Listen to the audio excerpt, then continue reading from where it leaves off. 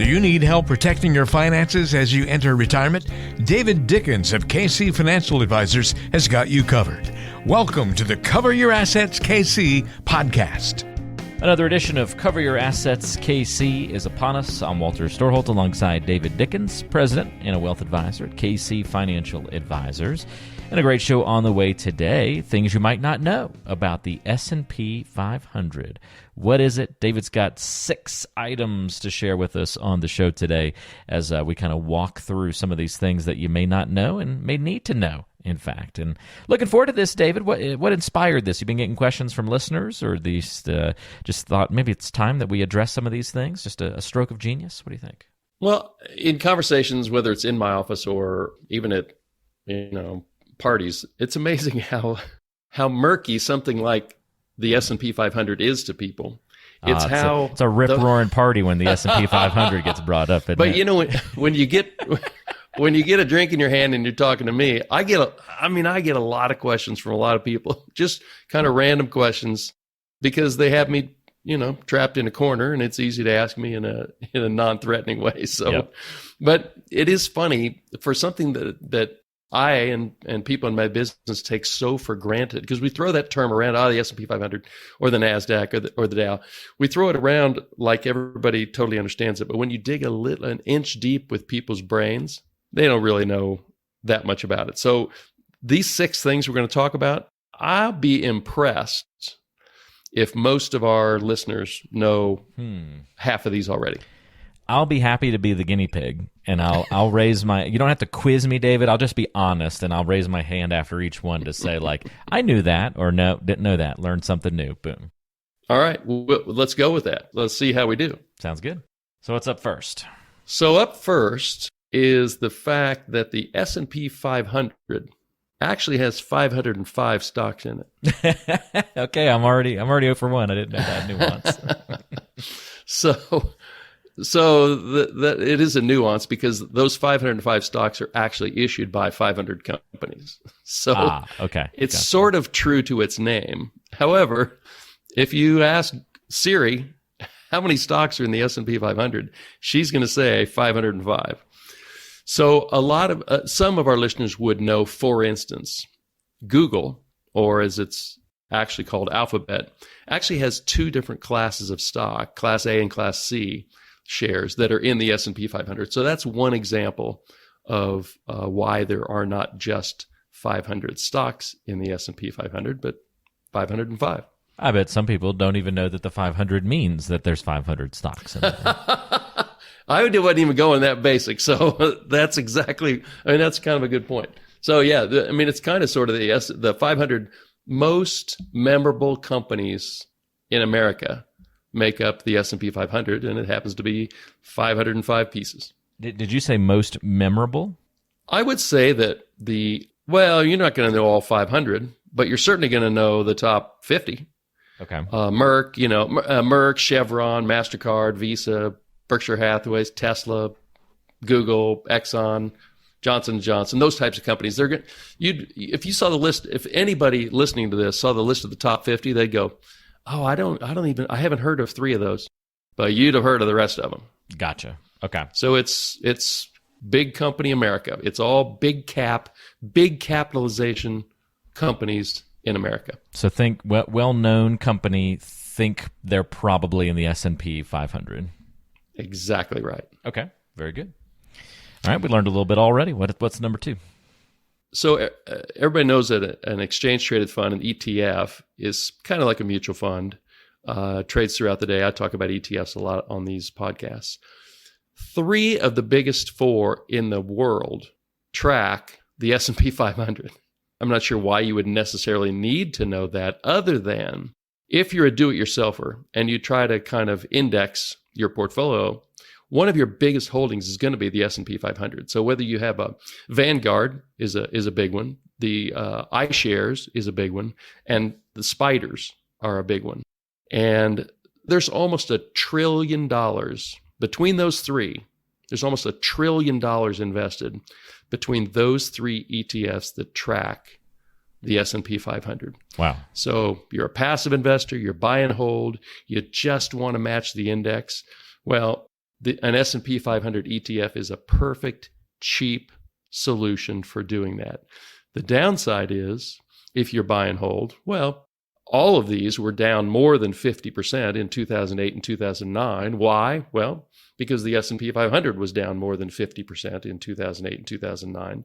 And these ETFs track the index almost perfectly with virtually no tracking error. But anyway, three of the biggest four ETFs in the entire globe track one index, the S&P 500. Very interesting. All right. So that'd be like one of those examples how you've talked about how you can have a couple of different mutual funds but not be diversified. You could have three ETFs and basically just be all in the same thing. Exactly. You have the illusion of diversification. Okay. Interesting. All right. Learned a little something there. I'm raising my hand again. I did not know that. The three of the top four Man. right there. This is killing it here so far. I love it. All right. What's number three? So number three, actually, I hadn't thought about this until you made your comment, but this goes right to the illusion of a diversification. So I'm going to look at, just briefly mention two different ETFs, the Vanguard S&P 500, and then Vanguard also has an ETF that's called their Total Stock Market Index ETF. Now, as we all know, the Vanguard S&P 500 has 505 stocks in it. The Vanguard Total Stock Market ETF has almost 4,000 stocks in it because it's built to mirror the entire U.S. stock market. But what we want to know is that those two are almost in lockstep with each other as far as growth goes. So you would think that something that had 4,000 stocks in it might have a significantly different performance than something that just tracked the 500 biggest companies in America. But the 500 biggest companies in America are so much bigger than all those other, what would that be, 3,500 other companies, that the S&P 500 just kind of tramples right over all the other ones over basically any period of time. So for instance, from 2010 to today, if you would have put $10,000 in 2010 into the S&P 500 Vanguard ETF, you'd have 47 grand today. If you put it in the Total Stock Market Index by Vanguard, you'd have a little over 46,000 today. So almost identical. Yeah, pretty close. If you go all the way back to 2001, $10,000 in the S&P 500, well, it would still be worth 47,000. You're like, wait a minute.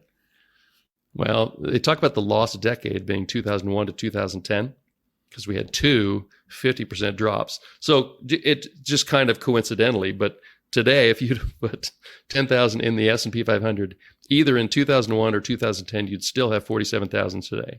But where I was going is, if you put $10,000 in the Total Stock Market Index ETF, that would actually be worth 53,000 today if you'd put it in 2001.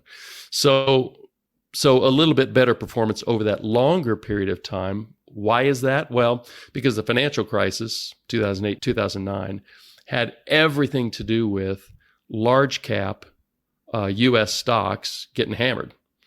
Whether that was big tech or big banks, they got hammered more than the broader market.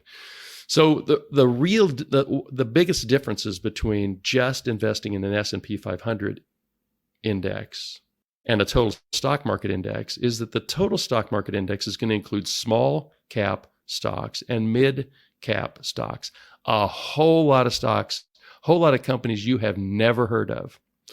But Google knows who they are. But the S&P 500, your performance is going to be almost the same as investing in the entire stock market. Super strong correlation between that, just that subset of 500 stocks, and the total stock market. So to circle all the way back around to the illusion of diversification, if you're a really good do-it-yourselfer, you're smart enough to not pick your own stocks. I know I've got a few listeners that are going to cringe at that idea, but a super duper do-it-yourselfer, a really good do-it-yourselfer who doesn't spend a lot of time studying individual stocks can do really well over time just by investing in the S&P 500, not worrying about the little subsets of each or the broader stock market. That's kind of the takeaway from point number 3.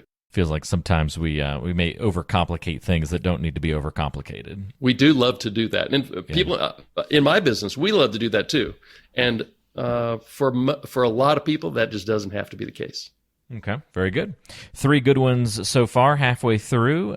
So 3 more bullet points to go here, if you will, on our discussion about these, I think, really interesting facts about the S&P 500. And yes, you're sharing lots of things we didn't know about the S&P 500, I think. Well, let's see if we can go for 4 for 4 here. Okay, let's do it. So the S&P 500 covers half of the world's outstanding stock market values. Pretty significant. Half. Pretty of significant. The world's. Half of the world's stock values. Just 500 companies. Are 500 U.S. companies. Yeah. Now, 35% of the revenue of those S&P 500 companies comes from outside the U.S. So these big American companies do a lot of business in Asia and in Europe and other places. Apple, for instance, almost 60% of its revenue is non-U.S. So by buying the S&P 500, you are getting a very broad coverage of big businesses that do business throughout the world. So if I get it right here, so you're saying, we've got all of this, this. It feels like we have just a U.S.-centric investment portfolio, but you're actually getting some really international influence in the S&P 500. Yeah, you are. Okay. So just to restate that, 35% of S&P 500 revenues come from outside the U.S. Gotcha. So you are getting a lot broader exposure than just investing in a U.S. index. Okay. Domestic investment, but international exposure. Cool. All right. That's 4. We are 4 for 4, my friend. How about number 5? I think you're going to know this one because I've talked about it a number of times. But that puts the pressure on. A lot of people think that the S&P 500, since it's made up of, we all know it's now 505 stocks, but let's just call it 500. They kind of think that they get an equal dollar amount in each of the 500 companies, when in fact, the top 5 holdings in your S&P 500 ETF or mutual fund make up 22% of the dollar amount you have in that holding, in that index. And they're big companies that you'll absolutely positively recognize, but this is a cap-weighted index as opposed to an equal-weighted index. Okay. So just by calling them out, Apple makes up about a little over 6.5% of the S&P 500 index. Microsoft makes up about 5.5% of the index. Amazon makes up about 2.5% of the index. You got Alphabet, which is Google, and Facebook. So there are those the FANG stocks, or is that slightly different than? Those are the FANG stocks, except Microsoft is an outlier there. Okay, gotcha. Most people wouldn't really realize. They'd say, I want to own Apple, I want to own Microsoft. Well, you have a big chunk of those if you just buy the S&P 500 index. Bigger companies make up a bigger share of the way that the S&P 500 is calculated.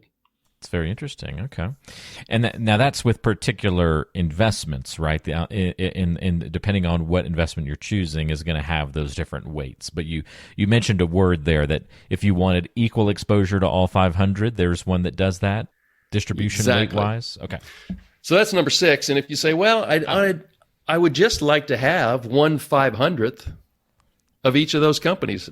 How can I get that? Like I literally want to track the S&P exactly, all 500 of them. Yeah, so that's a nuance there. If you want to, what they report on the news every day, if you want to track the S&P 500, then you're not going to have an index that has 1/500th of each company. You're going to have. You're in the weighted one. You're in the weighted one, and so that's what they're tracking. That's what they're reporting every night, which is heavily weighted toward Apple, Microsoft, Amazon, Google, Facebook, Tesla, Berkshire Hathaway's, that's like the number 6 or 7 stock in the S&P 500. So that's what you get if you're just investing in the S&P 500 index. And that is perfectly you're still awesome. not as diversified as you think you are, though, right? Exactly. Yeah. So this year to date, if you had gotten the equal weight version as opposed to the cap weighted version, so you can get an ETF that just gives you 1/500th of each of those companies. It is by a company called Invesco. The ticker symbol happens to be RSP.